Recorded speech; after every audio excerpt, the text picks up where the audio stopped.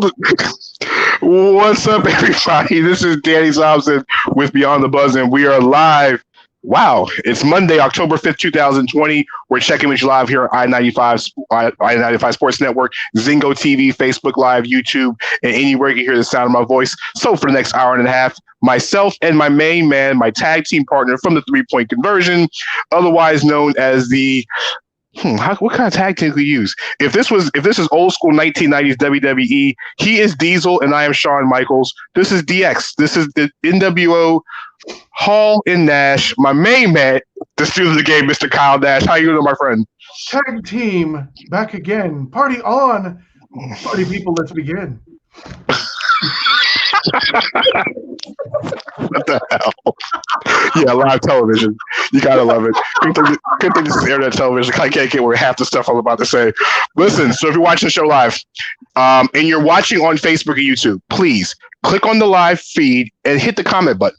That way, our leader our Phil Jackson, the Yoda in the background, Bobby Blackjack of New Jersey, will put your comment on air, and basically you can grill me because I'm pretty sure, or Kyle, because I'm pretty sure you probably have something interesting to say. All right.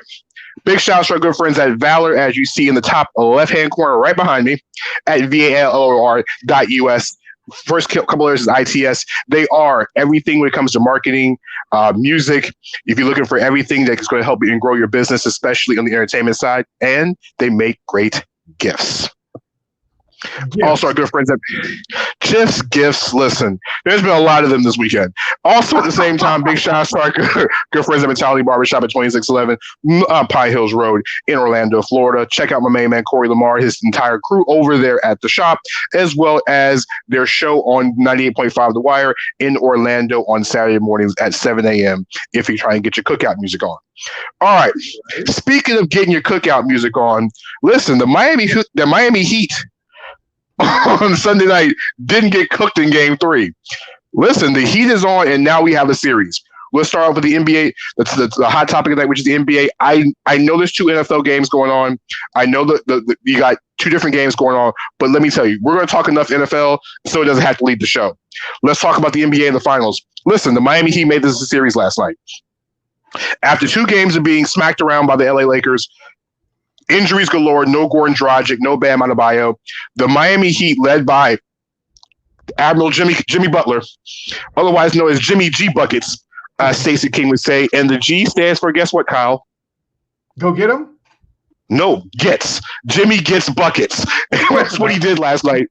40 points last night. The third 40-point triple-double in the history of the NBA Finals. The Miami Heat have made this a series with Game 4 scheduled for tomorrow night in Orlando, actually with the Heat having home court. Kyle, before we get into what's your thoughts on it, you know the home teams are 40-40 in the finals, in the playoffs? That's funny. I got nothing for you there. I mean, hey, that's what happens in the bubble. As you see, then you can say, as you see on the screen, you saw Precious's her usual pop in and say hello. If you have something to say, do what Precious does and pop in. Precious, by the way, thanks for stopping by. All right. And also big shout outs to my soon to be god sister on her upcoming wedding on Saturday. I know they're trying to get ready for all that, so big shout outs to them because boy, a lot going on with it before a wedding. All right. Speaking of weddings, listen. The LA Lakers were married to the 3-point line in the first 2 games of the series, but last night it didn't go down as the way they did in the first couple of games of the series. Kyle, what are your thoughts on Game 3 in the Miami Heat? I mean, people are going to try to blame LeBron because he is LeBron, but hey, 2 assists short of a triple-double. You can't do that. Anthony Davis did his job with more than 30 points. They had at least 5 players, I think it was, with over 20 points, and still somehow or another, the buckets come in. It's an impressive performance. And listen, if somehow the Heat, they don't have to win, but if somehow the Heat, in my opinion, they take this 2-7 games like I at least initially predicted going into this series, Jimmy G's going to have a lot. This is the first legacy writing to his resume if we're going to start to see Jimmy Butler, the NBA star, NBA Hall of Famer moving forward, right? Well, here's the thing. So, Kyle, just to catch you up, in Game 3, Anthony Davis was not Anthony Davis. He wasn't the same Anthony Davis in games 1 and 2. He got in early foul trouble, finished the game with only, I think, 16 points and 5 rebounds in game 3. This was the same Anthony Davis saw games 1 and game 2. In game 1 and game 2, he dominated. I don't know. Bobby, if you can find the kitten reference, we can pretty much show you that's what Anthony Davis played like in game 3. Okay. Maybe that the kitten in the Lion suit might pop up in a second. So that means that he did light up big. That I think that's where I crossed my wires there too. But yeah, no, you're right. He was not the same guy. So when you look at Miami's effort, it was Jimmy Butler. Jimmy Butler had the 40-point triple-double. He kept saying in the first couple games he had to be more aggressive. Game 1, the injuries happened and they got blown out of the water, so Butler couldn't do what he was supposed to do. In game 2, he came out aggressive, but technically didn't shoot like he did. Last night, Jimmy Butler just made sure that every big play he was a part of. Kyle, it's one thing to get 40 points, but to have 13 assists in the same game, you're looking at over 60 points, maybe 65, close to 70 points that he either scored or assisted on in last night's game. Okay. The Heat also didn't get the best shooting game from Duncan Robinson, but he hit shots when he needed to. Tyler Hero hit shots when he needed to. It was an all full-fledged team effort by the Miami Heat. Now the Heat are down 2-1. And the good news is the Heat might actually get some reinforcements back. The good news is that the last couple games, Bam Adebayo and Gordon Dragic have been basically labeled out before we even got the tip-off. Well, reports today saying Bam Adebayo has been ruled from out. He's now questionable. Hey, that's a huge boost for the Miami Heat. Gordon Dragic is now he's been upgraded to doubtful, but he's got a plantar tear in his foot. I can't see this man playing at all in the series. It's having a tear in your foot. It supports all the weight, even if you're on the court. How much of a difference can you make for 48 minutes? I mean, I don't know how many cortisone shots you're going to take to make sure that foot doesn't start hurting.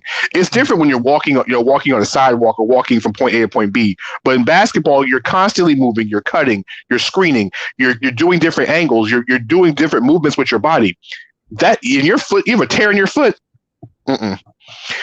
Listen, if this is game 7, Gordon Dragic will probably play. It's game 3. Yeah. Game 4. Buddy, sit down. Game 4. Adebayo's neck injury is turning for a better, which is a good sign, and a couple of days will help. Now, mind you, they're not playing every other day after tomorrow because I want to say Game 5 is set for Friday, with Game 6 being on Sunday. All right, NBA, you have done such a great job with this entire bubble. Yeah, right. But having an NBA Finals game on a Friday night has got to be the stupidest idea you could possibly think of. Nobody watches the finals on a Friday night. Okay, Friday night is not made for the NBA Finals. Okay, the normal schedule during the summer when we have regular basketball and regular hours, it's Tuesday, Thursday, Sunday. Okay, most folks are home Tuesday nights, most folks are home Thursday nights, and Sunday night everybody's home. Makes perfect sense. Now, Kyle, I understand with the NFL taking place on Sundays. We had a game last night at 7:30. A good friend Ab Stanley and I in our group chat for the 3-point conversion. Big shout outs to Ab. We talk about what's the best time to put on a situation like this. Okay, I know ABC and Disney is married to the whole college football on Saturday thing, but let's be serious here. The final should have been on a Saturday night. The reason why that would be bad this week is because you have Clemson, Miami. That'd be a tough one to compete with. Kyle, is Clemson and Miami in front of 9 fans? Are we really saying it's a tough draw against LeBron? Yeah, actually, at least, in where it's regionally appropriate, sure. You're forgetting, Miami University and the Miami Heat. That's tough, man. And listen, this is not as bad a decision as you're thinking. Now, if they had opted to do this Saturday, maybe. But this coming Saturday, listen, I can't knock the decision. Kyle, I'm sorry. You moved that game to 3:30. Hey, listen, you're the host of the show. You have every right to be wrong because you are. And big shouts to JG says, "Don't lose tonight." Listen, okay, I'm not trying to talk about the NFL here. I'm trying to talk basketball here. We will get to the NFL in a few. All right, but everybody. NBA topic, and you still just lost, so you didn't even take his advice there.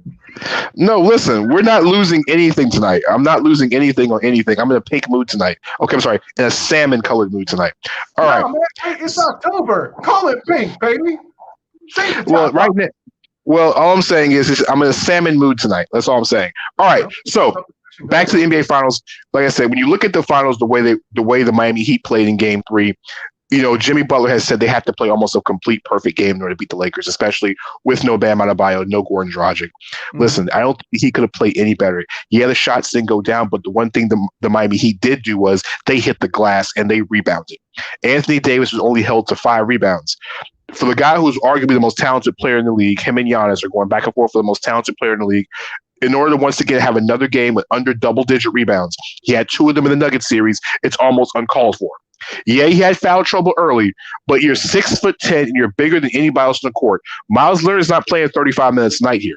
Okay, he's barely even getting on. I don't think he's played more than 35 minutes in the last month of basketball here. Okay, Anthony Davis should be dominating all points and costs. Yeah, he got in foul trouble, but yet and still, 5 rebounds is unacceptable in the finals game, especially for a guy who's trying to win the MVP supposedly. All right, LeBron almost had another triple-double. That's pretty much LeBron game anyway.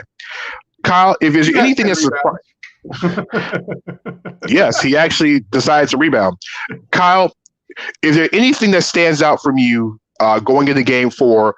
One thing for each team that's going to stand out for Game 4 that could potentially lead them to either the Lakers taking a 3-1 lead or the Heat evening this thing up? I'm wondering if getting AD into foul trouble is something they're going to try to carry into this, and if you're going to see aggressiveness brought in the direction. Are they going to try to take it inside the paint and then kick it out? Maybe they'll get lucky and get him to AD to commit more fouls. I don't know, but what I will say is this: the Heat are confident now, right? And you let him have this one game. Jimmy Buckets did what he did. I don't. It's tough to ask for him to do that again, but I think he himself is right. He's aware that what has to be done to compete with this Lakers team. And Duncan Robinson needs to get off the back of the milk carton if he truly wants to prevent the Heat from doing this again. Listen, there's no way Anthony Davis has a negative 26 again. Kyle, we're both numbers guys. Having a negative 26 from arguably your best player on the team is just unacceptable. In order for the Lakers to win Game 4, it's this simple. Anthony Davis played 33 minutes. Yeah, he got in foul trouble. If this happens again, Kyle, I'm sorry. Dwight Howard is going to have to score more than 4 points. Okay, absolutely. And the thing is, Kyle, he only had 2 shots and only played in 15 minutes. If for some reason Anthony Davis is in foul trouble, why is Frank Vogel not going to Dwight Howard or even JaVale McGee in this series? You have a high advantage. That's a good point. What I'm still even inclined to say is the response he gives is it's the NBA effing finals, and if you have the best player in the NBA, air quotes, in AD, and or someone who's in the conversation for it, you have him on the floor, you take that risk. Now, there's all sorts of schools of thought, but I would assume that would be his answer. Well, another thing is don't expect LeBron James to commit 8 turnovers again in Game 4. Awesome. Davis and James combined for 13 turnovers in the game, and Miami only had 12 as a team. Yeah, that's crap. So, you say they don't expect this to happen for the Lakers. Can we expect the Heat to have so few turnovers in the next game as well? Well, I mean, if you think about it, they had 12 as a team, and Jimmy Butler had 5, so 5 alone. So, I mean, 7 turnovers between the rest of the guys on the roster is not a bad thing. Oh. Now, Kyle, we also talked about this when the series started. The Lakers bench needed to step up in the series. Kyle, in Game 3, they got 19 points apiece from Kyle Kuzma, and they got 19 points apiece from Marcus Morris. They got 19 points. That's 38 points on the bench, off the bench right there. To put this in perspective, those 2 individually outscored Dwight Howard, Danny Green, and Kentavious Caldwell-Pope individually. Because they only combined for a grand total, Kyle, of guess what? 11 points. Yeah. You can't get 11 points. KCP went from having what, like 29 in Game 2 to what he came out with in Game 3? Now that's a rough drop. I mean, it's just, but he's a rough player to watch anyway. On the Heat side of things, listen, the one guy nobody's talking about the series, Kyle, is Kelly Olynyk. Olynyk has been off the bench. When Bam has been out, Olynyk had 24 in Game 2 off the bench. He had 17 and 7 in Game 3. Olynyk is shooting the lights out of the basketball. Maybe it's the reason why Dwight Howard's not in the game. But listen, Miles Leonard played 13 minutes. Olynyk played 31. We know what Kelly Olynyk brings to the floor. Now, what's going to have to happen is Jimmy Butler played 45 minutes in the last 2 games. You had Duncan Robinson play 39 minutes. He struggled from the floor, but Kyle, even though he shot 4 for 12, Kyle, he was a plus 27. Yeah. Yeah. He was a plus 27 on the floor last night in the game. And Kyle, here's the crazy part. All the Heat stars were plus 10 or above. Even Miles Leonard was plus 13 in 13 minutes. The only player that wasn't in double digits in the plus side was Tyler Hero, who played 36 minutes, is only a plus one. Only a plus one, Kyle. Hey, well, you know what? When you point that stat out now, listen, I'm pretty sure the Hero himself does not want to go out and have such a game, but it's a good thing that you have something out there where there's room for improvement for the Miami Heat for one reason alone. They don't have to be completely across the board perfect to come out in the next game and hope to do what they did again. There's something there that they can adjust to if other things aren't ringing. And listen, if I'm Spoelstra, I have that in mind. If I'm going along, if people are struggling where they weren't last game, if they're struggling in game 4 where they weren't in 3, I'm giving Hero a look to see if he can provide that lift to balance that out. You got to. I mean, Hero with 6 of 18 in game 3, he's going to have to shoot a little bit better. And Kyle, I have one little comment before we transition to the next topic. All right, the game is running out last night, Kyle, in game 3 last night, and time is running out short. 7, 6, 5, 4. LeBron James walks off the court along with other players of the Lakers, and now this becomes a whole big issue. Oh, LeBron walks off the court. He's being unsportsmanlike. Okay, give me a break. All right, listen. He walked off the court. It wasn't like the series was over. It wasn't like he didn't shake hands. It's game 3. All right. They just got their butts handed to him on national television. Jimmy Butler was doing anything and everything he wanted to the Lakers, and LeBron James had turnover central. I mean, he had a rough night. You can look at 25, 10, and 8 and say, oh, he had a great game. He also had 8 turnovers. He was frustrated. The Lakers stopped playing defense, and Miami knocked down shots. They couldn't stop Miami. He walks off the court, Kyle. It's a 9-point game. Time is running out, and people think it's a bad sportsman idea. Give me a break. Yeah, no, I'm with you on that. That's ridiculous. And, it's interesting. He gets praised for getting onto the younger guy's case. I think it was in game 1 when they were dominating. Game 1. Yeah, to stop joking around. I think he's putting it on his own back. Or if nothing else, he's walking off the court so he doesn't show his teammates how frustrated they are and letting this happen last night, right? You're supposed to you have an all-star and the Miami's leading scorer not even available. Mm-hmm. And you can't even you beat them twice. You beat them twice. You're supposed to put this team away. Now the Heat have hope. They've already forced game 5. And if they lose tomorrow night, listen, Kyle, it's best 2 out of 3. True. It's really it's not even best of 7. It's best 2 out of 3 at this point. So for every person trying to criticize LeBron James, guess what? In this case, you're completely off center. So what? He walked off the court. Don't compare it to Isaiah and Larry Bird walking off the court, because the difference was those games were series clinching games. The Pistons walk off in 89 and 91. When the Bulls beat them going to the finals. And then when the Pistons finally got over the Celtics and Larry Bird walked off the court, that was the end of the Eastern Conference Finals. That was a changing of the guard. And that is history. That's always been part of basketball. Changing the guard, when one team takes it from the next, it's always been they don't shake hands. That was the whole 80s mentality. And by the way, Kyle, this ain't the 80s anymore. We're in the 80s and 90s. We're in 2020. Like this stuff that we saw Kyle growing up doesn't fly in this day and age NBA. No, that's all I have to say about that. Speaking of flying in this day and age, college football's on the menu. And yes, teams were flying right out of the top 25 this week, Kyle. Oh my God. All right. Yes, and they were flying out normally in large and terrible rates this week, Kyle. So before we get into the national scene, Kyle, let's talk about our local team, your local team, the team that you cover on a regular basis, the UCF Knights, and they took one on the chin at home in the bounce house to Tulsa. Kyle, explain this one to me. Listen, if you paid any attention to what I wrote on the 3-point conversion or anything I talked about that the coaches themselves mentioned in press conferences last week, Tulsa has a tough defensive front, okay? A group that both head coach Josh Heupel and defensive line coach Shane Burnham said were the toughest group they had to face yet. And by the way, everyone seems to forget how much they dominated Oklahoma State for 3.5 quarters in week 1. Held a Big 12 team to 3 points for 3.5 quarters. Everyone done forgot about that. Oh, by the way, that team is now 10th unanimously on the AP and coaches poll, but suddenly Tulsa's supposed to just be garbage. It's not how this game works. At the end of the day, listen, penalties were the problem once again. The offensive line is not shored up in the center, and I say not shored up in the center. I mean it literally. Their center committed 6 penalties that night, a rough thing all the way around. And let's not forget that UCF at one point was leading this game 23-5. Yes, I know that's an odd score. This was an odd game. You had both sides managed to get a safety within the first quarter, and had an offensive lineman run in a touchdown as a fullback, and an offensive player ejected for a targeting call.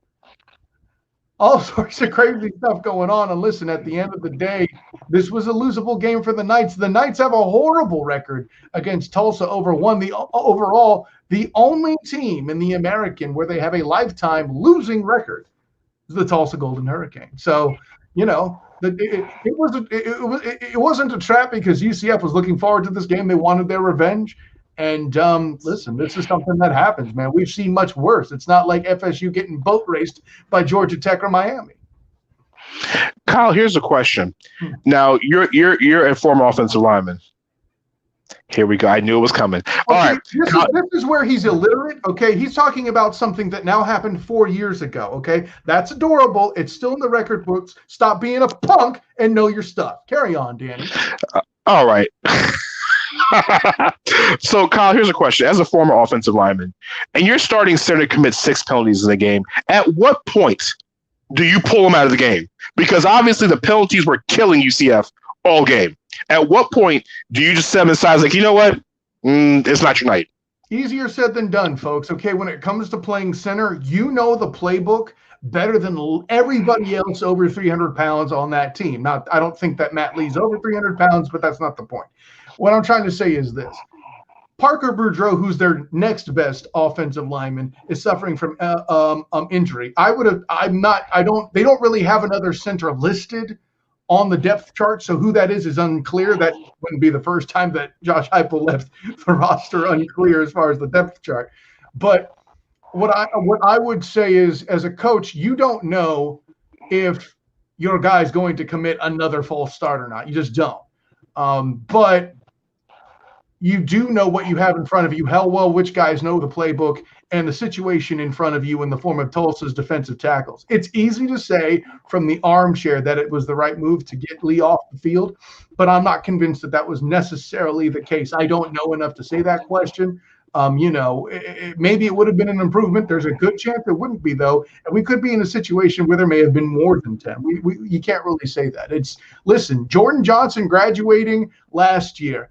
Wyatt Miller graduating the year before, and Aaron Evans graduating the year before that. In each of those years, one of the offensive team captains was any of those 3 guys on the line, and now they don't have a guy of any of that caliber to really be a captain from the line like they did in the past. So it's just an adjustment that has to be made. And by the way, in a year where there's less preparation for a team than anywhere else.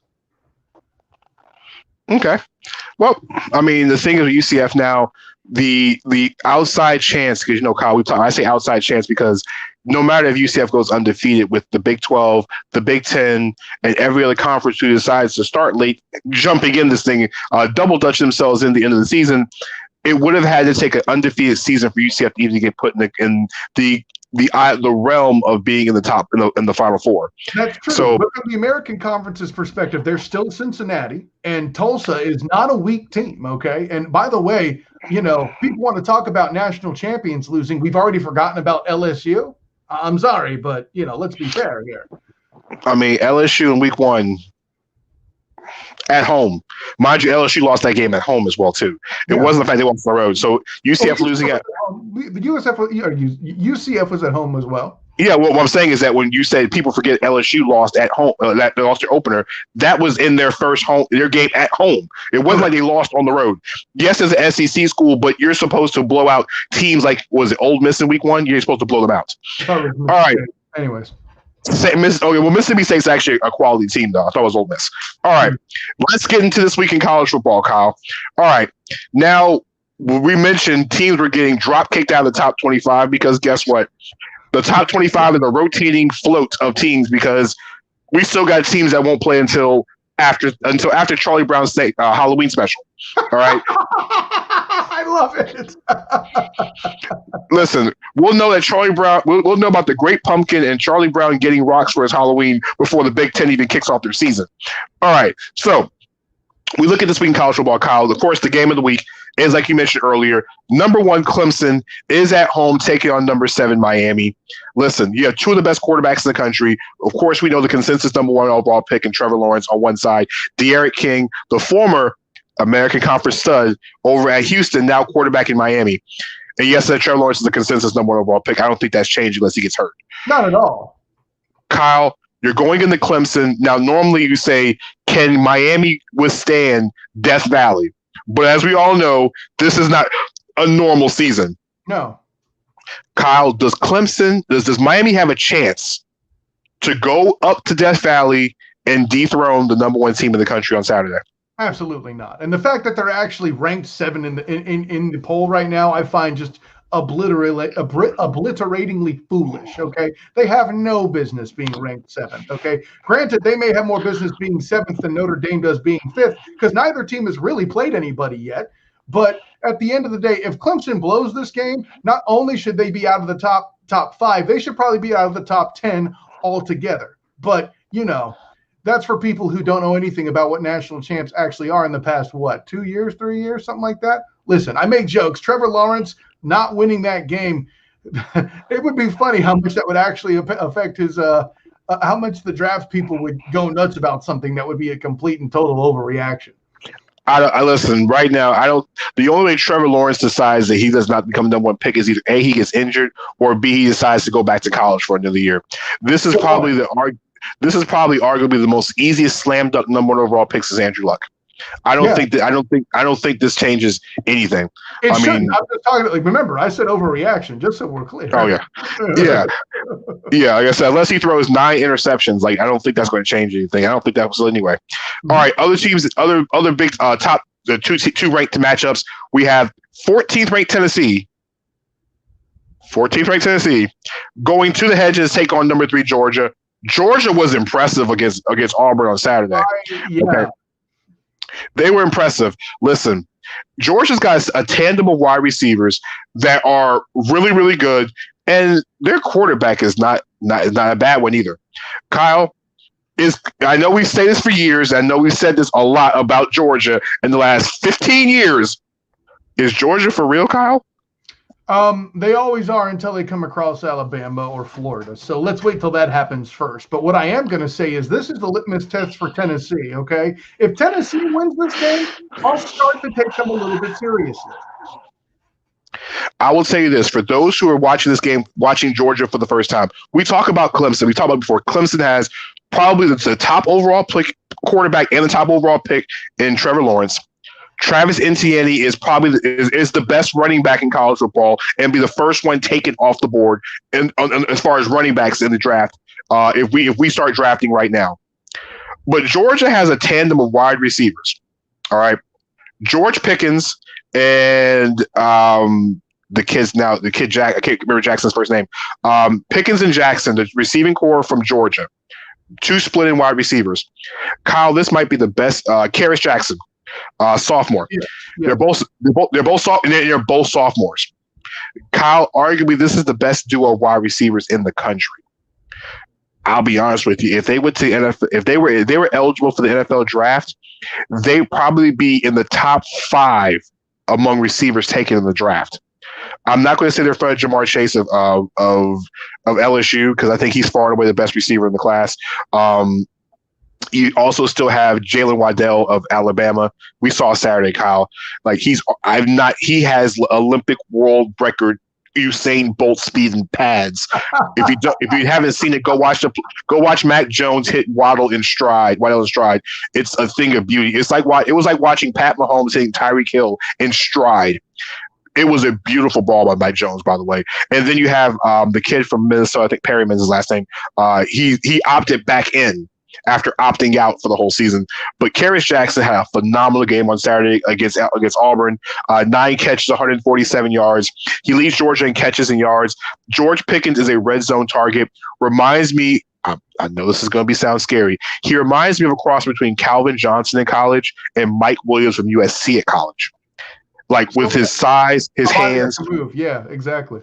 And even Charles Rogers that went from Michigan State. All 3 of those guys in common, they were top 10 picks in the NFL draft. So, and not to mention Cam Newton signs off with George Pickens on how good he is because he played on Cam Newton's 7-on-7 flag team on the show Bless the Babies, if you have a chance to watch that on social media. All right. But Georgia, to me, they look for real. But like you said, they beat Auburn. You got Tennessee. It's going to count when you get to Florida. Speaking of Florida. I'm not saying that's fair either, but that's life in the SEC in that conference, man. Speaking of Florida, Florida's Kyle Trask is still throwing touchdowns as we speak. Trask has got the Gators looking really, really good on offense right now, Kyle. The Gators on Saturday, are they off this week? The Gators, well, dagnabbit, they're off this week. All right, he's still throwing touchdowns. But guess what? Who else is throwing touchdowns? Sam Howell of North Carolina and the 8th-ranked Tar Heels will be at home for Virginia Tech on Saturday. This is a 12 o'clock ABC game. This is Sam Howell's coming out party. Howell arguably is arguably the best quarterback in the country, not named Trevor Lawrence or Justin Fields. We haven't seen Fields play one single game yet. Howell puts up humongous numbers for North Carolina, a pass-friendly offense. Now Virginia Tech comes to town with one of the better defenses in the country. This is a huge test for North Carolina. This is the test they've been looking for before you really get into games like Clemson and Notre Dame when we get into early October and November. Kyle, we talk about teams being for real. You mentioned that you think Miami is not for real. North Carolina's number 8. I'm not going to speak on North Carolina because you're going to think about Homer. Is North Carolina for real, and can they take care of Virginia Tech on Saturday? If your answer to this question is yes, that they're for real, you are in fact a homer. Did you already forget that they only beat BC by 4 points? Get out my face with them for real. They're not. Okay, and I'm still convinced that if they don't commit 800 bazillion penalties, that UCF can play them out of the building. Okay, that's the kind of team we're seeing in UNC right now. Pretenders, 100%. Now, your question is, can they handle Virginia Tech? Of course they can. The ACC sucks, and Virginia Tech is part of the reason why. Well, Virginia Tech's 19th in the country. Got to give him credit there. And yes, Kyle. No, I do not, Danny Thompson. Well, Kyle, I was wrong. Florida is playing this week. They play at 12 o'clock on Saturday on the road at A&M. 4th-ranked Florida goes to Texas A&M. Kyle Trask is throwing touchdowns left and right. The question is, Florida's defense looks a little suspect. They're not forcing turnovers. They jumped on South Carolina early and allowed South Carolina to hang around this game. Mm-hmm. Now you're going to the College Station, and guess what? They got fans there. This is actually going to be a road game because the state of Texas has no chill when it comes to having people in stands. So it won't be the 12th man, more like the 6th man. But Kyle, this is an actual real road game in this situation. How for real is Florida? We're talking about the for real game. You said North Carolina's not for real. You say Miami's not for real. How for real is Florida after 3 weeks? After Florida, 2 weeks, actually. Florida is a legitimate threat to me. Listen, at the end of the day, no matter how many times, I hear about UCF being the best team in the state, I thought it was Florida since week 1. We've had this conversation. And I think Florida has the opportunity to do a lot of good things. Listen, I feel like it's going to be Bama and Florida in the conference championship. And that's even if do they face each other regular season? I'd have to look again. But the punchline is they're not doing divisions either in the SEC this year. I think it's the top 2 teams. I don't think there's divisions. Yeah, that's why it kind of throws me off. Like normally I would check the divisions and do all that, but that's not important here. That's why I had to pause. But what I'll say is this. If I were to make a pick based on what I've seen, and I've not seen a lot of Florida play, but I've seen enough to where listen, Kyle Trask is throwing 600 yards. What? Anyways, listen, at the end of the day, for me right now, the best 2 teams in the SEC are Alabama and Florida. If you're the best 2 teams in the best conference in the nation, what more can I tell you? What more can I tell you as we transition into Major League Baseball? So what more I can tell you is this. The baseball second round is going on, and it's still confusing because there's still too many playoff teams in baseball. Yep. All right. Catch you back up on baseball. The Houston Astros won game one against the Oakland A's. Oakland, once again, you have one job. Do not let the Astros get anywhere close to the World Series. Don't, just for all humanity. And the New York Yankees are losing to the Tampa Bay Devil Rays. Sorry, Bobby. 3-2 in the fourth inning. All right, and that's our baseball segment of the show tonight. All right. That's it. All right, so we're going to take a break here on Beyond the Buzzer here on I-95 and Zingo Television. We'll pay some bills for about 45 seconds. When we come back, we'll jump into the National Football League. This is Beyond the Buzzer on I-95 and Zingo TV. We're back in about 45 seconds.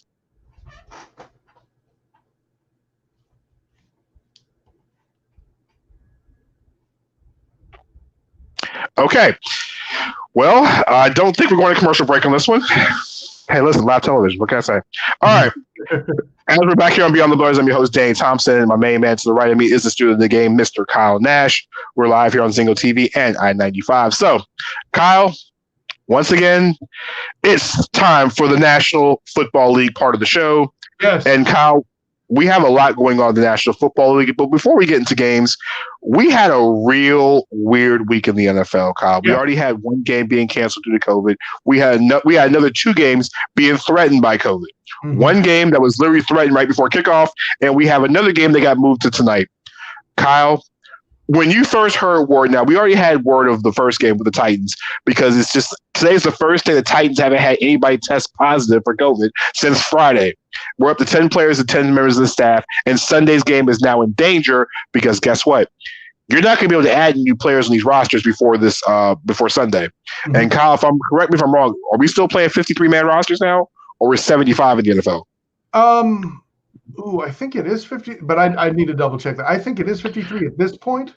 I might have that wrong though. Listen, the Titans might miss the game because they might have enough players eligible. See, the NFL is different than college football. Virginia Tech, who allowed their players to play the game against Duke last week with 21 players and staff members with COVID. Kyle, how much of a catastrophe would it have been if the Patriots game would have been canceled, the Patriots-Chiefs game, because Cam Newton and Jordan Tammy both caught COVID over the weekend? If this thing would have spread, Kyle, how potentially dangerous would it have been to the rest of the NFL season if those two games would have been completely postponed and moved? I mean, or potentially canceled. Yeah, and in this case, even with the Titans, with the way that happened, that's still a real nightmare that I don't think we're out of yet officially and completely until everything gets to week 9 after all the shimmy and the shuffling of the schedules has taken place. You have to think that there's still a few things in the bag of tricks, so to speak, that the NFL can pull.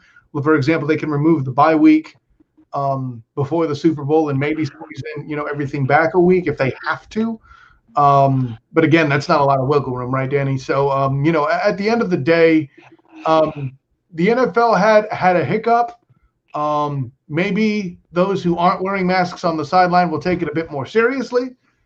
But, that's a tough situation, man. I don't want to speculate too much. But certainly it's something to keep watchful of and be concerned about. Absolutely.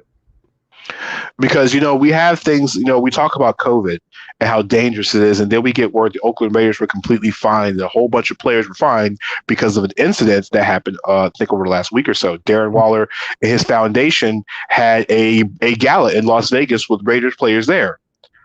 They all got fined. And Darren Waller got fined, I think it was $300,000 because guess what? At Waller's event, all the players were not wearing masks with the exception of Waller.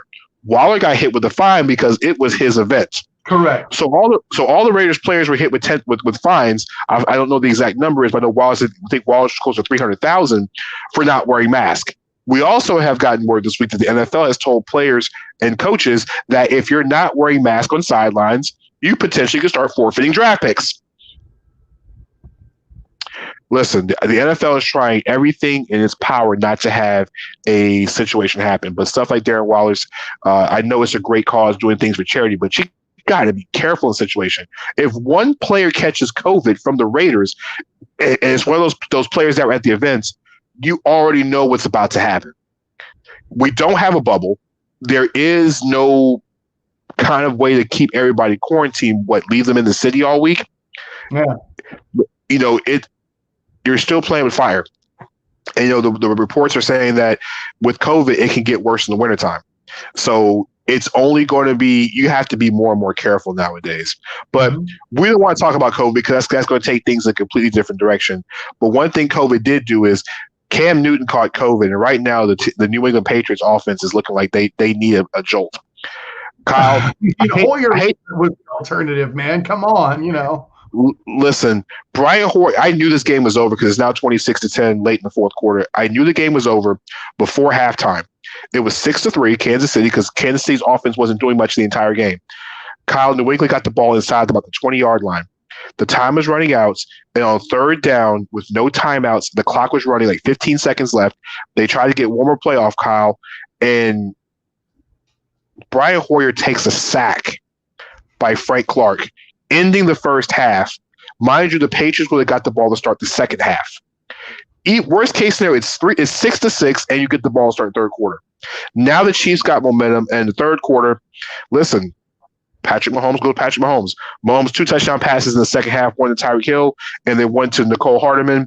It's 26-10, and then guess what? Hoyer threw a pick 6 to the Honey Badger, Tyrann Mathieu. 26-10, fourth quarter. We're at the 2-minute warning.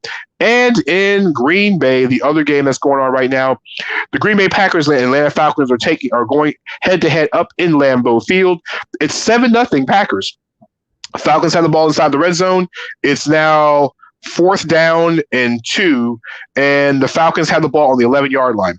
All right, we'll keep you updated with the Falcons game as we go along. Trust me, you'll know what's going on by my facial expressions as this game goes along. It's only 7-0. It's only 7-0. The good news is the Falcons haven't gotten the lead yet. I'm okay. Well said, Danny Thompson. All right. And the Falcons drive, Kyle, they got the ball down to the 11-yard line. Matt Ryan's led. Some New York teams got to win because it ain't the Giants and the Jets. But the Falcons on this last drive, Kyle, this last series, and Matt Ryan on 4th and 2 from the 11, Kyle, scrambles for 6 yards to put the ball on the 5-yard line. Matt Ryan scrambles for a first down. Yes.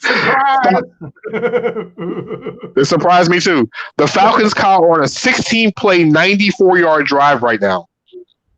Yeah, I mean, my instinct was that they would tie it up at 7. It's getting into that second quarter. I'm curious to see what will happen. Give the ball to Todd Gurley. That's all I'm saying. Give him the damn ball. All right, Kyle. Don't think you're about getting. Hey, listen. Tell the A's to get a lead, please. Okay. Oh, You're going to jump on the show. You've got one job, Oakland. One. Okay. I can't believe you lost a quote unquote home game in the state of Texas. Oh boy, here we go. All right. So, speaking of winning in the state of Texas, let's start with the Cleveland Browns. Okay. The Cleveland Browns in the over-under game of the week. Kyle, the Cleveland Browns almost let the biggest catastrophe happen in the league, and this might have been worse than the Falcons. The Browns were up 41-14 into the fourth quarter, and Dallas got the game down to 3 points. But in typical fashion, the Dallas Cowboys and Odell Beckham had another moment. Beckham, who seems to have his best games of his career against the Dallas Cowboys or makes great plays against the Cowboys. Do we have to reference this? I think it was a Sunday night game where he caught one with one hand. Yes, that made one-hand catches a style in the NFL. Kyle, I think we all saw the play. Odell Beckham gets an end around the fourth quarter because because obviously giving the ball to Kareem Hunt and the rest of the running backs weren't in the option. Yeah, Kareem Hunt was hurt by then, not for nothing. It's one game we're fine. Yeah, sure. That's what they all say, Jamal. That's what they all say. Why are we still talking about baseball? We're talking about sports, not games that don't matter. Moving on.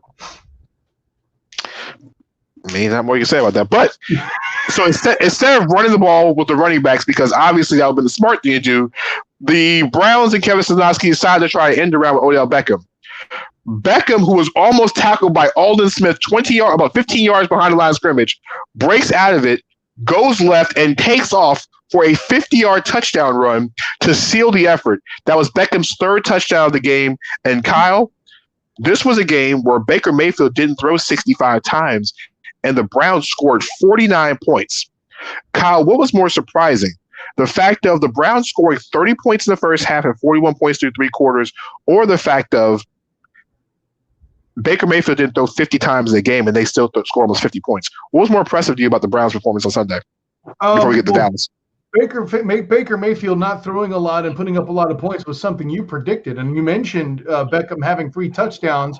Only one of them actually came from the hands of Baker Mayfield. Another of them was a pass from Landry. Landry going down the field to him and making the pass in trickeration style. Listen, this is the kind of thing you're supposed to do. My only beef would be waiting to uncork it against the Cowboys of all defenses. Listen, by the way, I have to say this just in general. I'm not a Cowboys fan, but Dakota Prescott throwing 500 yards, we're just going to not mention that? That's We're going to mention it because it's the third time. He's the first player in the history of the NFL to throw 400 yards in 3 consecutive games. Mm-hmm. Here's the problem. All those yards that he's been throwing, Kyle, and the majority of them have come because Dallas is so far behind all those games. Go back to Seattle, they were down big in Seattle. Go down to Atlanta, they were down huge to Atlanta. No, he's injured. Stay over there. We'll talk about Carolina in a second. Can you say something that's not sports fan ignorant? Like, he's better than that. I'm just gonna say it. He's a Clemson fan. What more do you want from him? All right. As I was saying, Prescott's numbers, a lot of them have come in the second half where Dallas has been losing. It happened again yesterday. Prescott did throw for 500 yards. And let's be honest, if he doesn't throw that interception, the only one he threw is because they were down 49 to 38 and they were trying to score late in the game. If he doesn't throw on it's empty. We'll get to that in a second. But if he doesn't throw that interception, Kyle, Dallas scores again. Okay, let's just be honest. Cleveland wasn't stopping anybody. All right, they weren't stopping anybody. Kyle, it's impressive. 400-yard games in a row. But to Jamal's point, Kyle, listen, Dallas is 1-3. Their only win happened because Atlanta forgot what special teams look like. Kyle, is Mike McCarthy on the hot seat after 4 games here? First of all, if you're going to make that comment, you need to get out my face with this stupid crud where last week that the Bears were a top 10 in a power ranking, all right? So you need to take that right out the damn house. B, listen, 400 yards, okay? And what's supposed to be a running football team? And they handed the ball to Zeke Elliott. You want to talk about Dak's interception?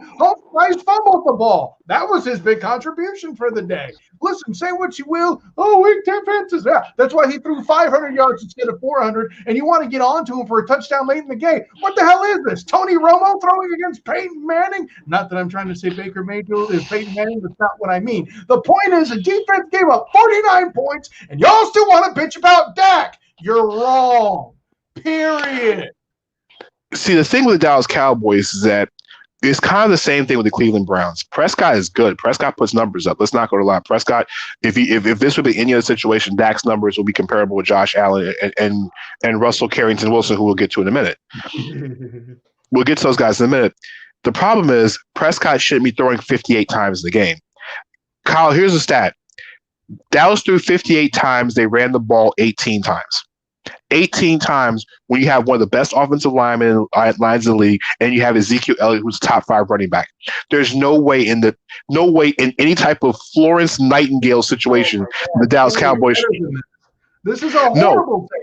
No, man. No. You put up this many points. You need to stop bitching about the breakup of the. Listen, no, you already know what happens because the defense gave up this many points. 49. Well, Kyle, what I'm saying is, listen to what I'm saying. Dallas, the way Dallas's defense has been since they're leaking oil, like the Falcons' defense is most weeks, is sometimes the best defense is controlling the clock. With Dallas, you have the ability to control the clock. Okay. Yes, if your defense is getting you down and you get 30 points in the first half to Cleveland, like that's just unacceptable. Right. And what do you have to do to make up that ground? You don't have enough time to ground and pound and do it right. You got to get back in the game. The problem was Dallas was up 14-7 in the first quarter. They gave up, Kyle, immensely 34 straight points. you're skipping where they tried to hand it to Zeke to control the clock, and he fumbled the damn ball. Okay, Kyle, what running back doesn't fumble? Is he unfumbleable? He had 18 carries. If you are recording a fumble in 18 carries, the team had 18 carries. Zeke only had 12. Okay, well, that actually improves my point. Thank you. If you carry the ball only 12 times and you fumbled one of them, I can see why they're a little worried about you in that particular game. Kyle, but it's Ezekiel Elliott. You got to feed the guy the ball. Why did the Browns win this game, Kyle? Listen, I mentioned it last week. If Mayfield throws under 25 times, they win. Mayfield threw 30. They ran the ball 40. They ran for 307 yards. They ran for 307 yards. Dallas' defense is atrocious, by the way. I didn't want to mention Dallas' defense because it's completely atrocious, and they should be ashamed of themselves. For first and foremost, Nick Chubb got hurt in this game, and Kareem Hunt only had 71 yards. To let a third-string running back in Johnson score almost 100 yards off the bench, and then guess what? Beckham had 73 by himself. Oh, yeah, on basically two different reverse plays, I might add, right? It wasn't like he was in the backfield and taking the ball from behind, but it's 7 yards behind the line of scrimmage. Dallas's defense. And where's DeMarcus Lawrence? Kyle, we talked about how good Dallas's front four had been in the preseason. They got to Baker Mayfield only twice yesterday. Yep. I don't know what you want me to tell you.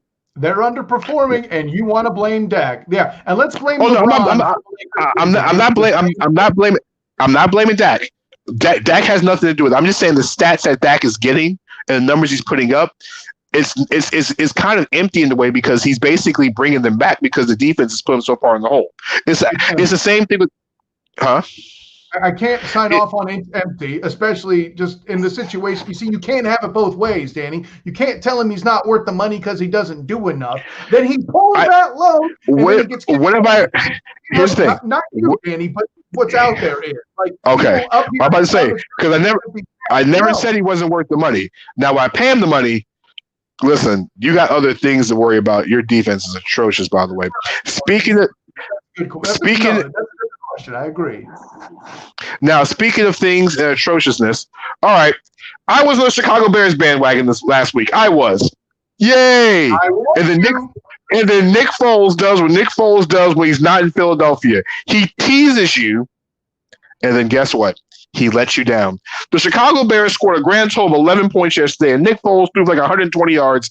The Bears lose at home to the Indianapolis Colts 19-11. Yes, I said 19-11. Listen, the Bears missed. The Tariq Cohen injury was completely off center, and it hurt this team so severely. And the thing with the Colts is Darius Leonard got hurt in the game. Their best tackler got hurt. Yeah. So you're supposed to be able to gash up the middle. But DeForest Buckner and company didn't let that happen. They dropped. By the way, even Ernest Christian tried to warn you. Yeah, EJ's takes aren't all that perfect either. All right. That one he got right. Speaking of getting things right, the Minnesota Vikings got their ship righted by defeating the Houston Texans. And guess what? The Bill O'Brien see you later game. All right. 31-23. The Vikings get their first win of the season, and Bill O'Brien is showed the door. He's the first head coach fired. Well, unlike some coaches in the NFL, Adam Gase and Dan Quinn, Bill O'Brien should have never had this job when the season started anyway. The Texans are now 0-4. O'Brien's gone, and DeAndre Hopkins is catching passes in Arizona. Now the new head. Yeah, go ahead. The new head coach Romeo Crennel. No. You leave Romeo alone, damn it. This poor real talk. How many times has this guy been an acting coach, man? Bob, what's going on, my friend? Yeah, leave my Romeo alone there, pal.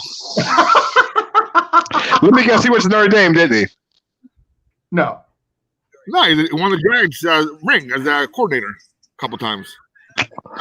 I knew there had to be some kind of Bobby Blackjack connection in this. As I was saying, Romeo Crennel the defensive coordinator, will now take over responsibilities of the Texans. The Texans are 0-4. They can't run the football, and Deshaun Watson has been a pinata for the first weeks of the season. No. Can't free Deshaun. Deshaun signed up for this foolishness. He signed 170. No. It's no free Deshaun. He knew what he was doing. He took the guaranteed money. I don't want to hear no free Deshaun Watson. Nope, will not do it. I would have said free Deshaun Watson if he didn't sign that contract. Okay, if he did, you were doing so good to having a good. No, I kind of agree with him on this one. I'd rather have Little Romeo as head coach than Romeo Cannell. All right, by the way, but whatever. I'd rather have Leonardo DiCaprio play Romeo from Romeo and Juliet than have Romeo Cannell coaching the sidelines. Have we not watched Romeo Cannell do enough bad things?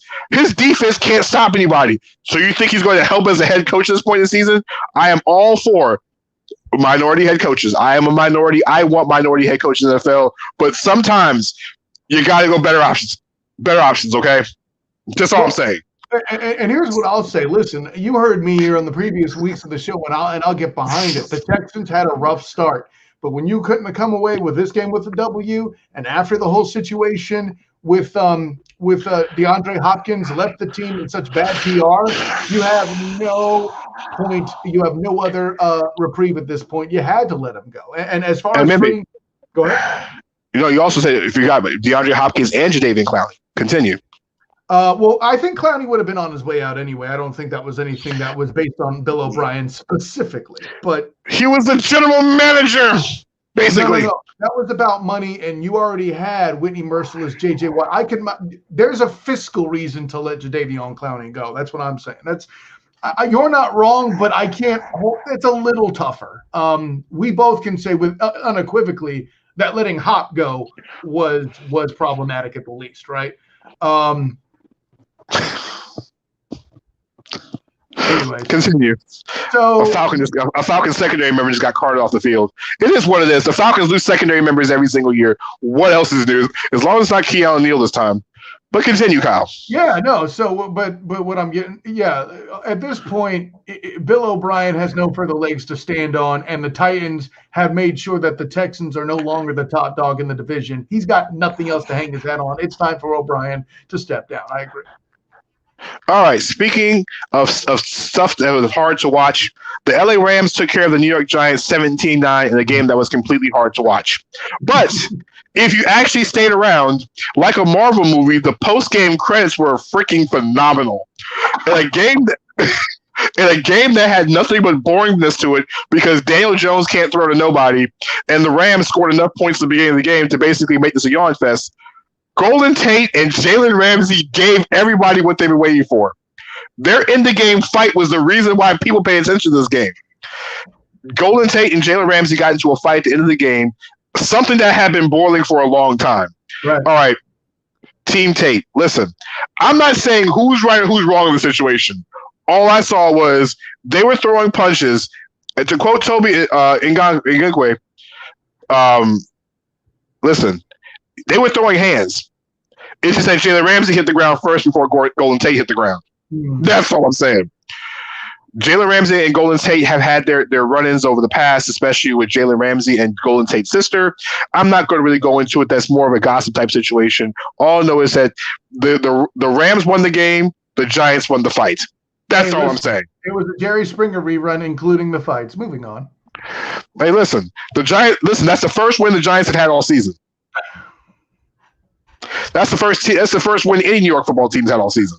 Anyway, we saw the Jets lose on Thursday night to the Denver Broncos, and they lost to a ripping. Speaking of a ripping, because Brett Ripken's uncle was Mark Rippon, and the Washington whatchamacallits took on the Baltimore Ravens, and guess what? The Baltimore Ravens finally got the groove back. Mark Andrews caught 2 touchdown passes, and listen, it wasn't pretty. It wasn't the prettiest game by the Baltimore Ravens, but the Ravens took care of business 31-17 over the Washington whatchamacallits. Kyle, anything we should mention about this game? The Red Tails did have a strong start, but at the end of the game, maybe it looked more like the whatchamacallits that you like to call them. Moving on. Listen, speaking of things we like to call, listen, Joey gets victories. Joe Burrow gets his first win in the NFL. Listen, Joe Burrow and company outdo Gardner Minshew 33-25 in one of the more wilder games of the day out in Cincinnati. Listen, Joe Burrow quietly is becoming a star out in Cincinnati. He's been worth the number 1 overall pick, working with kind of like a patchwork receiving core. AJ Green's not the same player he once is. I can see AJ Green even getting traded for this is over with. Working with guys like Tyler Boyd, T. Higgins, some guys that you really don't know about. But Kyle, Joe Burrow was great, but the guy who had the performance of the day out there was Joe Mixon. Sure, absolutely. Joe Mixon, he went all Al Bundy-ish with 3 touchdowns, two rushing and 1 receiving. His first receiving touchdown, I think, in almost 2 years, and then he got on the ground twice in the end zone.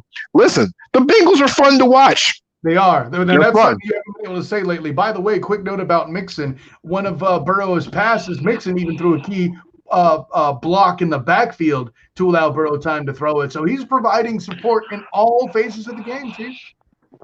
Speaking of supplying in all phases of the game, listen, I doubt Burrow due to hate. Dude's balling. Hey, but I'll give you this much credit, Rodney. He's starting out strong, but I'm looking at another quarterback to compete for the Rookie of the Year honors.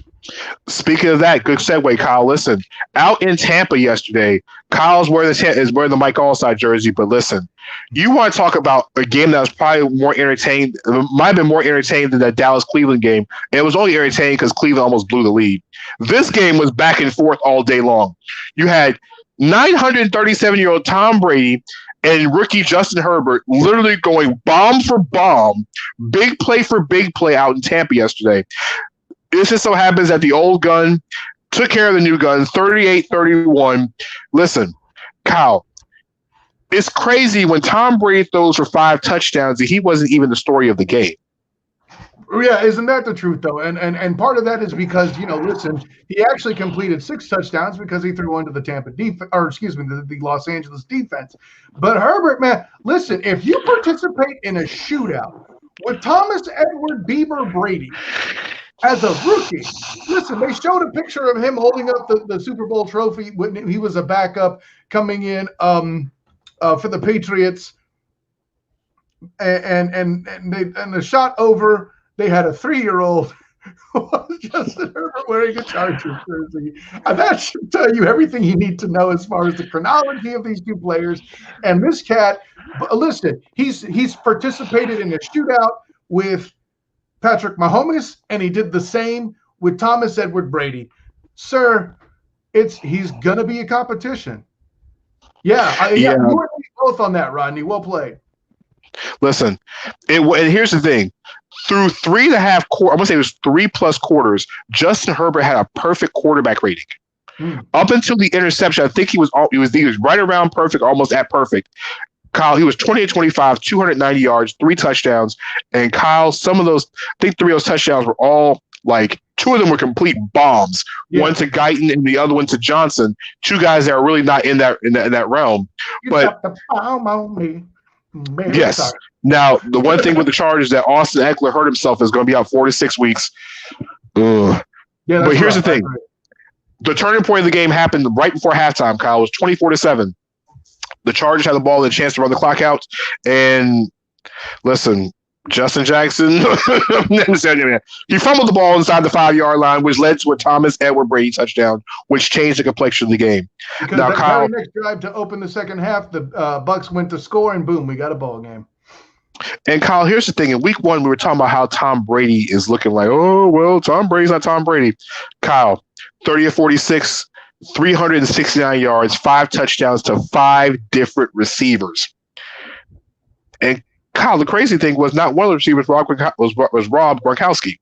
Right. Touchdown catches from Mike Evans, Scotty Miller, O.J. Howard, rookie Keyshawn Vaughn, which you mentioned last week. Yes. And Cameron Brate. Kyle, we talked about all these weapons that Tom Brady's had. And the thing is, we didn't mention the fact that Chris Godwin was unavailable due to injury, and there was no Leonard Fournette. Mm-hmm. Kyle, it's just like the Buccaneers are just throwing offense and offense and offense. Ronald Jones had over 100 yards. Kyle, is this the Tampa Bay Buccaneers we were expected to see when we started the season? Take away week 1. They've gotten better every week. Why do we take away week 1? I expected the Bucs to lose week 1. Okay, that was going to happen. Granted, I didn't think it would look that bad, but I knew that I just knew the Saints would win. At least that's what I predicted. So at days in, it's very interesting. You start to get some chemistry, and lo and behold, you get to get some good things happening. Listen, O.J. Howard being gone at the tight end position is going to be a bigger wound than I think a lot of people are taking practical. Oh, but they still have Gronk. Gronk is not the same mule he used to be. He's a Cameron Brate's a good one though. There you go. Cameron Brate's going to take. I think Cameron Brate will get more receiver responsibility with O.J. Howard being gone for an extended period of time. And we spoke about the New Orleans Saints. Listen, Kyle, the Saints jumped on the Detroit Lions. They were up 35-14. The Lions fought back. Listen, in Lion fighting back fashion, they fight back to fall short, 35-29 against the New Orleans Saints. It wasn't the 14-0 at one point in that game, and still nonetheless. It was 14-0. Then the Saints scored 35 consecutive points, and then the Lions fell short at the end of the game, 35-29.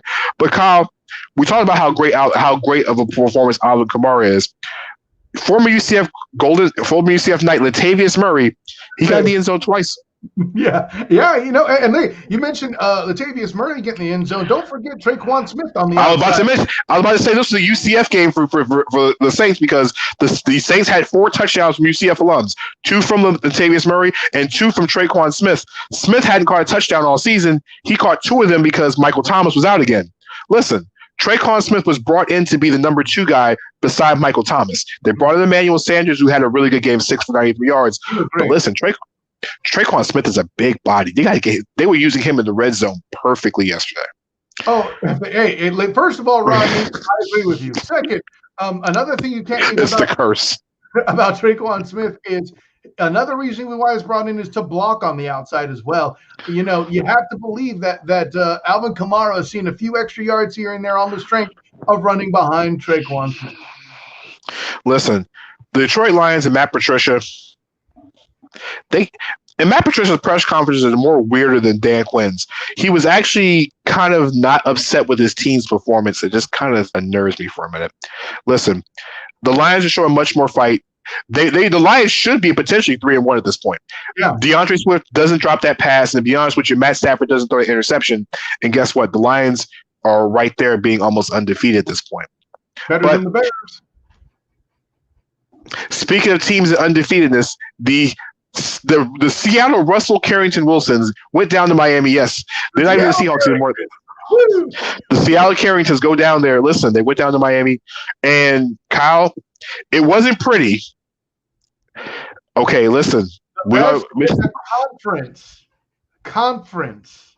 Okay, continue, Bobby. Listen, Russell Wilson did not exactly throw for 600 yards this game against the Miami Dolphins, but the Seahawks are 3-1. And Kyle, we talk about how Russell Wilson doesn't have weapons. How good is DK Metcalf?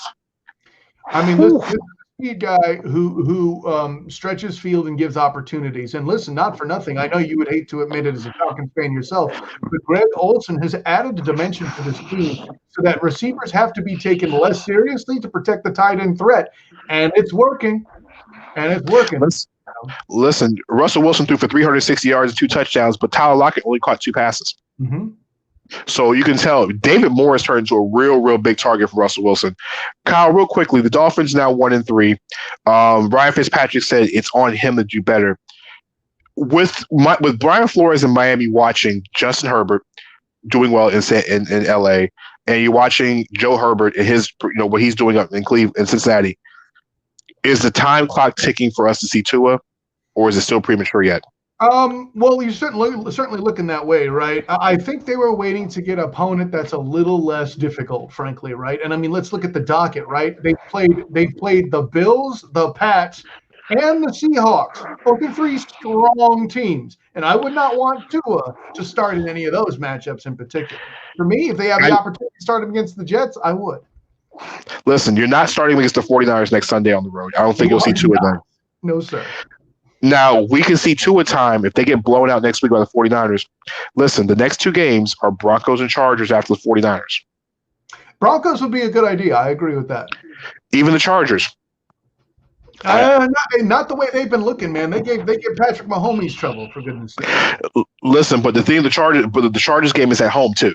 So now on the road, it's actually a home game because after that, you don't want him against Aaron Donald. There's no way you want his first game against him. No, sir. Aaron Donald.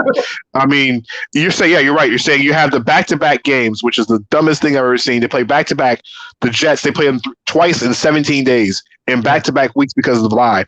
You can see them maybe in the Jets game towards the end of the season. All right. So speaking of interesting things, let's talk about what was really interesting on Sunday, Kyle, out in Charlotte. Listen, the Carolina Panthers are 2-2. Mm-hmm. They went in and they beat the Arizona Cardinals in impressive fashion. The score did not increment the game, 31-21. Carolina was up 28-7 for the majority of the game. Arizona got 2 late touchdowns in the fourth quarter, and Carolina kicked the field goal. Kyle, what's going on in Arizona right now? You know, I got to tell you, it's not just Arizona in general I'm going to comment on here. Listen, I don't know where Rodney is to prop his team, but winning 2 games without Run CMC, that needs to be commended and accounted for. And actually, I think to an extent, this has forced Matt Rule to get more creative. Teddy Bridgewater is running for touchdowns and throwing the ball in ways that we had not seen, certainly yet in this season in Carolina, right? DJ Moore for some work. You know, I'll tell you this, man. If we knew that Bridgewater was capable of doing what he did against the Cardinals, that would be amazing. By the way, your boy Chandler Jones, a basic non-factor, not posting a TFL, a sack, or anything.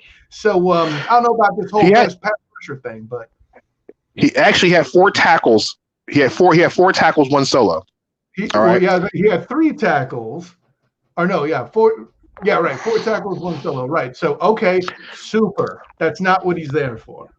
Well, here's the thing, though. Arizona didn't get to the quarterback at all. 0 sacks from Arizona as an entire team. Give credit to the Carolina offensive line. Yeah, the stat I want to make sure I drop, too, in reference to Rodney's offense there, they were twice as good on 3rd down compared to Arizona, 66 versus 33%.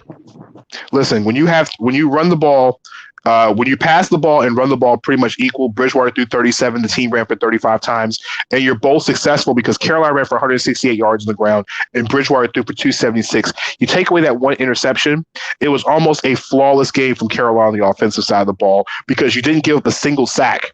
Arizona only had 4 tackles for loss the entire game. So it seems like all they kept doing was getting positive yards all game long. Give Carolina a lot of credit. In fairness, if it's not Patrick Peterson, I don't think they snagged that pick either. That was a fantastic read and move by him. Give credit also to Matt Rule's defense. Kyler Murray only had 133 yards passing and had 24 completions. He had 31 attempts.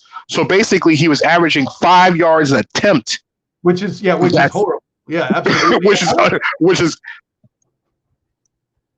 Go ahead, Danny. No, go ahead. Oh, yeah, and the important thing is, too, with all that, they managed to contain Kyler Murray as a runner, an accomplishment that basically no team has achieved at this point in the season. Yeah, I'm the type of person that would rarely give the Panthers respect, but this was one of those games where, listen, Carolina's 2-2. You got to give it to them. Maybe I got to change my prediction to 10 wins instead of 11. I don't know. I'm not going to do it, but maybe I have to. And, yeah, Mike Davis did look good, too, as well, Rodney. You beat me, too. He looked like the old school Stephen Davis that played for the Panthers. Speaking of running quarterbacks, the Las Vegas Raiders held Josh Allen under to -1 yard rushing.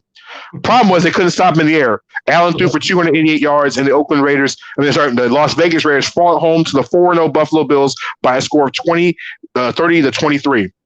Listen, Kyle, what a difference getting a young quarterback, a star wide receiver makes.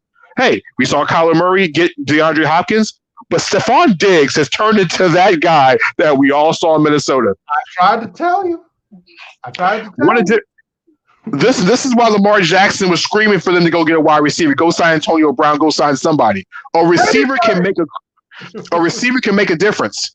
Okay, Sam Darnold. Go get Sam Darnold a weapon in New York. They let Robbie Anderson go.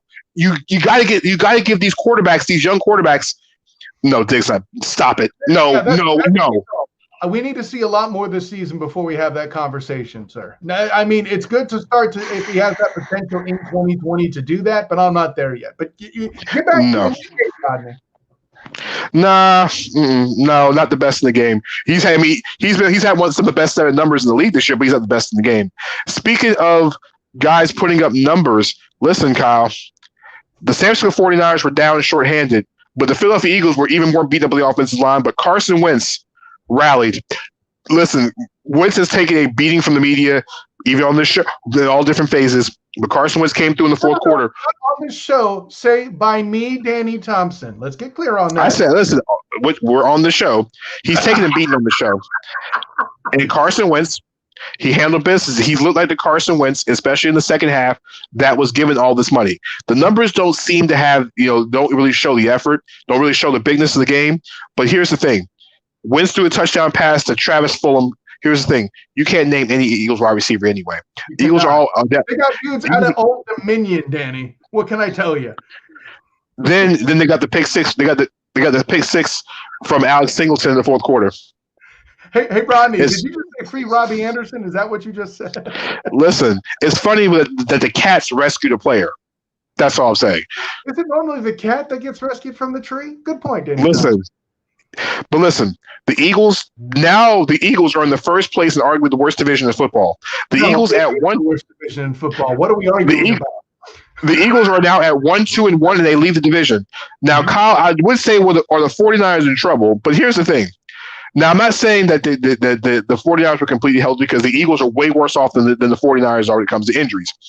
All right, Kyle, your 49ers are 2-2, but their only 2 wins of the year have been against both New York teams that have not won a single game this season. Kyle, are you a little concerned right now, or it's just it is what it is right now? I think it's too soon to be concerned. I mean, let's call that what it is. They did have a chance towards the end of the game to snag victory from the jaws of defeat. It's just, one of those rare instances where it was a tough catch situation that George Kittle didn't come down with. No, I'm not blaming him. I said it was a tough catch situation. Normally gets it. This time he didn't. It is what it is. Is it time to be concerned? Well, Kittle's back on the field. Brandon Ayuk is going 2 weeks with 2 touchdowns. And Samuel's back in the lineup himself. Deebo Samuel did look good when he did touch the ball, by the way. Side note, the Eagles did have Adrian Killer touch the ball from UCF, by the way. And but anyways, it's not time to be worried yet, man. To me, I am a Niners fan, kind of. You see the head. Listen, I picked them to win the division. They may not do that, but I still think they're playoff bound. I think that's on the table. If Garoppolo struggles to come back, listen, what can I tell you? Quarterback injuries devastate many teams. Well, all right. So as we learned earlier, Kansas City Chiefs won 26-10 over New England Patriots. We pretty much knew this. Listen, no Patrick Mahomes, no Cam Newton, no chance. No Sony Michel, no chance. It wasn't really like they had much. And really, it is so difficult. The NFL didn't do the Patriots any favors by making them fly into Kansas City on the same day as a game. I can't blame the NFL for that. That one. Listen, you got to blame that on COVID, man. It is what it is. Yeah, but college games should have been played on Tuesday. Just to be honest with you, a team's got to have a day to get settled in. Like you literally got off a plane. What happens if you had travel delays? You're trying to fly. You always got to prepare for the worst. The game should have been played on Tuesday. I hear that with Tuesday, but by the same token, then you're taking a day out of the preparation for the next game. Listen, if I'm a player, I'd rather have just played it straight up tonight anyway, and not and that day back for the following week. Not to say you're wrong, but I mean that's just the difference in philosophy. It's a good combo. Speaking of philosophy, it's time for our favorite part of the show, Kyle. It is time for Mount Rushmore. Yes, this is me and Kyle's favorite segment of the show because that's when we close the show out every single week. For those who have watched Mount Rushmore in the past, you know what this is all about. For those who have not watched it, shame on you. Well, let's talk about it. So, Mount Rushmore is Kyle and I will take a topic and we pick fours. Basically, what you would see on a Mount Rushmore of a simple topic. Bobby normally time jumps in as well, too, so we'll get his opinion as well, too. Now, mind you, Kyle doesn't know the topic until, guess what, I tell him. I do not. That is the beauty of the whole process. So, Kyle, now, mind you, this is the first time I've ever done a Mount Rushmore where I kind of gave you a hint and clue of what Mount Rushmore is tonight. You did? Yes, I did. Well, now, and Kyle, we have talked about many of things on this show. And we also talked about colors on the show. Well, the color I'm wearing tonight is the color of salmon. So, Kyle, tonight's topic for Mount Rushmore is the Mount Rushmore of seafood. Ooh. So, Kyle, not seafood dishes, but stuff that comes out of the ocean. Now, if you want Yes. Now, mind you, if that particular fish or something that is in the ocean is become a dish, you can count that as well. But it has to be the main component of it. All right. So if you want to use, for example, fried fish, you could use fried fish. You just got to name the type of fish it is. Kyle, your Mount Rushmore, and go. Listen, first of all, I'm going to come out the gate. One of the best things I did in marrying my wife wasn't just marrying my wife, but the fact that she's from New Orleans. No, I'm not worried about the Saints, whatever. They ask me about the Saints all the time. I tell them the truth that they can't stop anybody, and then they get mad at me. Anyways. So, especially in playoff games with defensive backs. But continue. That's all I'm trying to tell you, Danny Thompson. Anyway, so at the end of the day, for me, because the Louisianians do so nice with their food, and I love po' boys, scramps make the list. Shrimp are on the Mount Rushmore of seafood. For me, it's a good time all the way around. Next up, listen, I don't know how everybody feels about lobster. Some people claim they don't like it, and I ask them what form of recreational drug they are smoking. One of the main reasons I go on cruises is that lobster is my jam.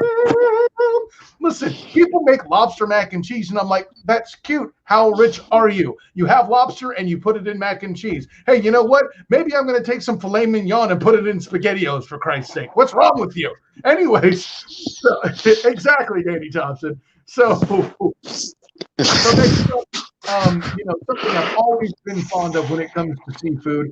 You always have the Christmas season and or any holiday season. You also have Lent. Catholics go to fish, and I've had the honor to sample several things that have brought me the right direction. And my friends, scallops are a wonderful thing that come from the sea. I'm going to have to make that number 3. But Carol, it's seafood. You have to go with the fish at some point. That's true. And so for that very reason, I'm going to bring out the orange roughy to round out my Mount Rushmore seafood. Danny Thompson. So, Kyle, for those scoring at home, what do you got, Kyle? Scoring at home? I got shrimps, scallops, orange roughy, and the lobster. There we go. Bobby, are you there, my friend? Because I know you're watching the Yankees game. Yeah, I'm gonna have my little North Jersey spiel here. There's one of the best things coming out of the ocean is galamad, not calamari. It's galamad. Okay, so galamad's one, and up here, a little northeast of here, you have New England fried clams. Clams are good. Number 2. I'm with Kyle on scallops. They're delicious, and I'm a good the tuna they make with the sushi. I'll take that too. Yeah. Okay, ahi tuna. Okay. Hey, what is galamad? For those of us who don't know, Bobby. Yes, Bobby. What is galamad? Yeah. What is it? What is it? It's octopus. Oh. Okay. Squid or octopus. I forget which one it is. I'm behind that. I'll try that. All right. Little circle thing. The fried galamad's the best. All right. Fried galamad. Okay. That's Bobby up in New Jersey, our big super producer back that way. All right, so yeah, he's super producer. You gotta get Bobby does that bit of everything. Listen, you see this graphic? That's Bobby. That's Bobby in his graphic. You see him in the background? He puts up with Rodney's comments. What more do you want from us? All right.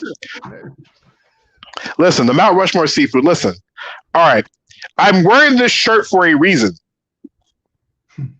Because it's not because. Well, October is one thing, but listen, not because I'm a big fan of the Pink Panther. Salmon is on the list. Listen, salmon is phenomenal. All right, I don't mean Tim Salmon of the California Angels. It's salmon. Like you can lightly cook it. It's got the nice little crisp to it, especially put it on the grill. That's one.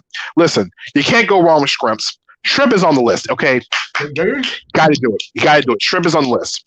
All right, listen. Crab legs is on the list. I'm surprised none of y'all picked crab legs, and damn it, y'all should be ashamed of yourself. It's honorable mention. Listen, I respect crab legs. I'll admit I'm a little emotionally traumatized because when I was a kid, my mom and I would get crab legs, and then she developed a shellfish allergy later, and we couldn't anymore. So my heart's listen. I got a wall up, Danny. That's all. Listen, Kyle, you're the same person who tried to kick your mother out last week over you kick her out. No, sir. Listen, Kyle, you put your own mother out last week. I don't want to hear that. Crab legs is number 3. So listen, it comes down to number 4, and number 4 is extremely hard. Okay, because I really went back and forth with this one. Lobster is freaking phenomenal. Lobster macaroni and cheese. Listen, it is a first team, first ballot Hall of Fame selection when it's done correctly. Kyle, there's a place over in Charlotte, the Nappy Chef, which is right around the corner from our live in Charlotte. I mean, the damn lobster macaroni and cheese is the damn die for. They also have a thing called seafood crack. Yes, it is seafood on top of French fries. And this type of sauce, I don't know what the hell kind of sauce it is. It is freaking phenomenal. But lobster is not on the list tonight, though. Listen, I got to go with something a little bit more. All right, so growing up, fish and grits was always like a Sunday morning breakfast routine, especially growing up on the coast of North Carolina and in the Jacksonville area. And my mom used to make fried flounder. All right. She used to take the bones out and fry the flounder. I got to have flounder on here. It's close over lobster. Mm-hmm. You get some fried flounder and some grits with no sugar. If you put grits in your sugar, I will slap you. It's very simple. We're talking like overhand, backhand, especially if you're from the South. Okay. Yes. If you eat grits with sugar, you basically are eating cream of wheat. Fight me. He ain't lying. All right. No, Kyle, I'm gonna be honest with you. There's only one person that gets away with shrimp and with grits and sugar. I'm gonna have to fix that problem before life is over with. Only one person gets away with it. Oh Lord. Yeah. Oh Lord, I forgot about that part. Hopefully she's not watching. But yes, you gotta go fried flounder because flounder. Danny Thompson, bless their heart. Don't you do that, Ricky Bobby. Don't you wish that'll be Ricky Bobby. No, but listen, fried flounder or any type of flounder, listen, you can put it in grits, you can eat it with a sandwich. It is freaking phenomenal. It grazes past lobster on the list. So I'm going with shrimp. I'm going with salmon. We're going with fried flounder, and we're going with flounder. We're going with crab. Bobby, we got any comments in the chat tonight? Wow, seafood get. And the crazy part is no. Here's the crazy part. No. Okay. No. Unless he's got. Listen. Unless he has a seafood allergy. If he has seafood allergy, okay. Okay. See, I was about to say because Rodney is from that out. Like that's important. Yeah. Because shark meat. Never had shark. I'll ask. Well, listen, Mike Tyson put a shark to sleep. Calamari is on my list too. Some good battered calamari. Yes, you're right, Rodney. But like I said, Rodney's from Charleston, South Carolina. So listen, he knows about seafood. I was about to say if he didn't have this allergy, I was going to take all his Southern. He would have been basically banned from anything Southern from now on. He can't drink no more Mountain Dew. You can't drink no more Sundrop. You can't drink anything, no sweet tea, no watermelon. He is completely banned.